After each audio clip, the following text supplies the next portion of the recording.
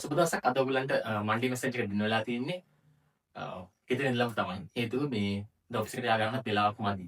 නිසා මට හිතුණා මෙසේජ් එක දෙන්න ඕනේනේ. නැත්නම් අද කතා කරමු කියලා. මට මේක අද ඔයගොල්ලොත් එක්ක කතා කරන්න තියෙන්නේ ගොඩක් අද කතා කරන්නේ ඇත්තටම ව්‍යාපාර කරන අයට නෙමෙයි. අද කතා කරන්නේ රැකියාව කරන අයට. ඒකට හේතුව තමයි මට මගේ යාළුවෙක් හම්බුණා මේ ඊපෙරදා පාරේදී මම එයාත් කතා කරලා යවුවා. දැන් කොහෙද වැඩ කරන්නේ? මොනවද කරන්නේ කියලා. අහපු ගමන් මොනවද කරන්නේ කියලා අහපු ගමන් ජොබ් එක මොකක්ද කියලා අහපු ගමන් එයා මට කිව්වා. එයා වැඩ කරන ආයතනේ නම්. එහෙම නැත්නම් එයා මම වැඩ කරන්නේ බැංකුවේ කියලා කිව්වා. ඔබත් මේ ප්‍රශ්නේ යාළුවෝන් අහලා බලන්න.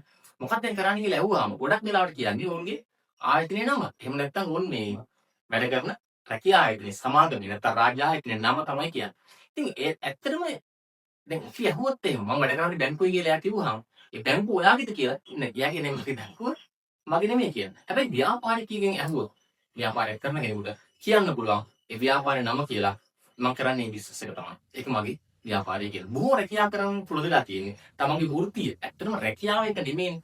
ලිපිකරුවෙක් වෙන්න පුළුවන්, ගිණුම් ලිපිකරුවෙක් වෙන්න පුළුවන්, කළමනාකරුවෙක් වෙන්න පුළුවන්, මූල්‍ය කළමනාකරුවෙක් වෙන්න පුළුවන්, ධනකාරිකාරිවරයෙක් වෙන්න පුළුවන්, වෛද්‍යවරයෙක් වෙන්න පුළුවන්. ඔහුගේ වෘත්තිය ඒක. මේ වෘත්තිය සහ සේවා ආයතනය. ඇත්තටම ආයතනයේ තියෙන නම එක බැඳිලා තමයි ගොඩක් කෙනෙක් තමන්ගේ වෘත්තිය කතා කරන්නේ. රස්සාව මොකක්ද කියලා අහුවාම කියන්නේ ජොබ් එක මොකක්ද අහුවාම කියලා කියන්නේ මේ තමන් සේජ කරන ආයතන. මේ තුල මම ඔබට කතා කරන්න උත්සාහ කරන්නේ ව්‍යාපාරිකව සහ රැකියාව අතර පවතින වෙනස ගැනයි මේ කතා කරන්න මම උත්සාහ කළේ. ව්‍යාපාරිකයෙකුට පුළුවන් මේ ව්‍යාපාරයේ එක මගේ මමයි ව්‍යාපාරي කරන්නේ කියන එක කියන්න පුළුවන්. ඒත් වෘත්තිකයෙකුට කියන්න අවස්ථාව හම්බ වෙන්නේ බොහෝ වෙලාවට කියන්න පුළුවන් හම්බ වෙන්නේ ඔහු ඒ රැකියාව කරනවා කියන එක. මේක හොඳට ඔබ තේරුම් ගන්න. නැත්නම් මේක ඇත්තට ඔබගේ මනස මෙහා පැවතීමකට ලක් වෙන්න පුළුවන්කම තියෙනවා. හේතුව තමයි ඔබගේ මනස රැවටෙනවා එක තැනකදී. මේ ආයතනය ඔබගේ කියන තැන ඉඳලා තමයි ඔබ කටයුතු කරන්නේ. එළියට පෙන්වන්නේ ඔබ ඒක. මේක ගොඩක් චෝදනා පවතින සමහර තැන්වල දැක්කසේල කියන්න පවතින මම දැක්ක මේ ළඟදී සමාජනීය අපේ සමාජ මාධ්‍ය ජාලාවල එක්තරා තරුණියක් ඉතාමත්ම බොහොම විසිරු සහගත ලෙස එක්තරා රාජ්‍ය බැංකුවක ගැන විස්තර කතා කරනවා. එයා හරියට කියනවා ඕගොල්ලෝ මේ සිකියුරිටි ඉඳලා කළමනාකරු දක්වා පුළුවන් නම් වාඩි වෙලා මම මේ කියන කතාව අහන්න කියලා ඒ තාක්ෂණික දෝෂයක් පිළිබඳව කතා කරන් යනවා. මයිනි මිනිසුන්ට හිතෙනවා සමහර ලාවට තමන් කරන වෘත්තියට එහා ගිහිල්ලා මේ මුළු ආයතනයේම තියෙන තත්ත්වය තමන්ගේ කියලා ආරෝපණය කරගන්නවා මේ රැකියාවල් කරන අය. ඔබට යෝජනා කරන්න ඔබ රැකියාව ගැන හරියට හිතන්න. ඔබ කරන වෘත්තිය මොකද්ද කියලා දැන් ඒ ආයතනය ඔබගේ නොවේ. ඒ ආයතනයට ඔබ ඉතාමත් වටිනවා. ඔබ ආලෝකයක් ඔබ ලොකු සේවයක් ඉටු කරනවා. ඒක හරියම ඔබට පිළිගන්නවා. ඒදී නමුත් ව්‍යාපාරිකයෙක් මෙතනින් එහාට ගිහලා තමයි හිතන්නේ. ව්‍යාපාරිකයෙක්ගේ සියල්ල සමස්ත සම්ඩක්යෙන් සමස්තයම තමන්ගේ කියන දේ ඔහු හිතනවා. ඒ තුලින් ඔහුට දැනෙනවා මේ ව්‍යාපාරයේ තමන්ගේ කියන එක. මෙන්න මෙතනදී ඔබට ඔබගේ මනස රැවටෙන එක නවත්ත ගන්න පුළුවන්කම තියෙනවා. ඔබ හරියටම හිතන්න ඕනේ ඔබ රැකියාව කොහොමද කියලා. මම මේ කතා කරන්න හේතුවක් උනේ.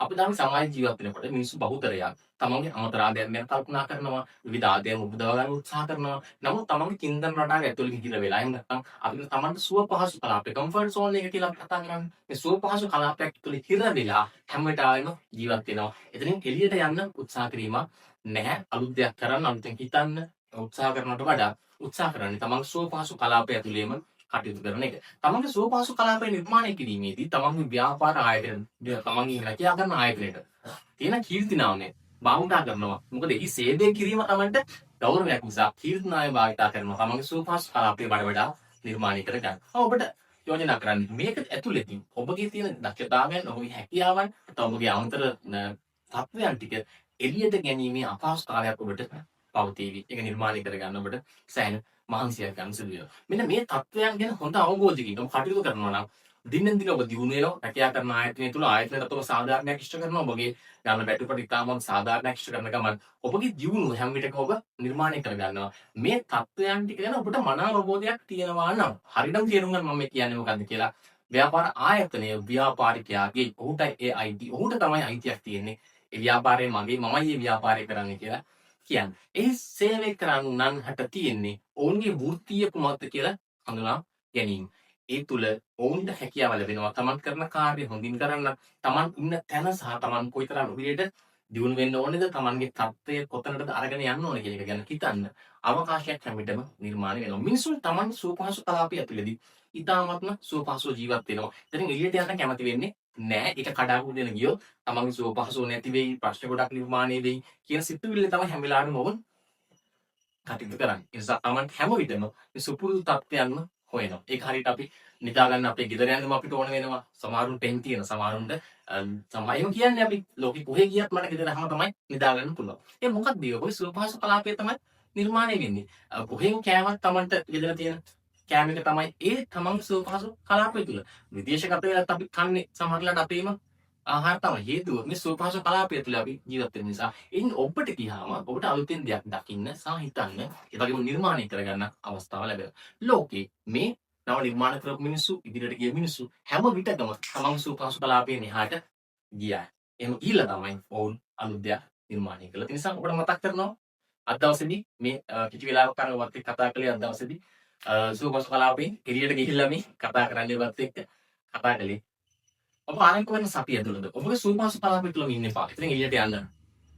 කම්ෆර්ට් සෝන් එකෙන් එළියට ගිහිල්ලා බලන්න ඔබගේ අපහසුතාවයන් තුල තියෙන හැකියාව, අපහසුතාවයන් තුල පවතින සුවපහසුතාවය කුමක්ද කියලා හොයාගන්න කියලා ඔබට මතක් කරනවා. අපිට සබ්ස්ක්‍රයිබ් කරන්න, ඒ වගේම අපිත් එක්ක ඉන්න, ලයික් කරන්න, කතා කරන්න, කමෙන්ට් කරන්න, අපේ WhatsApp නම්බරෙත් එක්ක සම්බන්ධ වෙන්න කියලා ඔයගලන්ට මතක් කරනවා. මේ මතක් කරන අතරේදී ඔබට ආයෙ මතක් කරනවා. මේ සතියේදී ඔබ අලුත් මෙසේජ් එකක් ගන්න.